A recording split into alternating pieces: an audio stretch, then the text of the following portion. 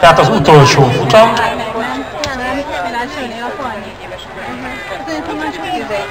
És aztán a 240, sőt 239, mert most csak 8-an vannak, futó eredménye után megtudjuk, hogy melyik a legjobb 8. Őket természetesen, mivel adataikat fölírták, értesíteni fogja a versenybíróság, és ők fogják majd körülbelül 20-25 perc múlva a döntőt futni. Persze, hát itt kijön és följön, mondtam meg a versenyt. No kérem szépen. Ajlá Tamás!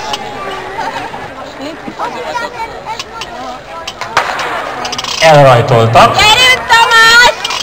És bizony igen sebesen Bodor Kós Tamás a 2-esen, sőt a 6-os pályán Fedor Péter is. És utóbbi egy nagy hajrával? Igen. Talán ő győzött, bár az 1-esen Majorosi Gergő is nagyon jött. Nagy tapsot kérünk minden résztvevőnek, aki a Te mennyit fut 100-on versenysorozat keretében 1,5 órán keresztül szórakoztatott minket, hiszen azért voltak szórakoztatók.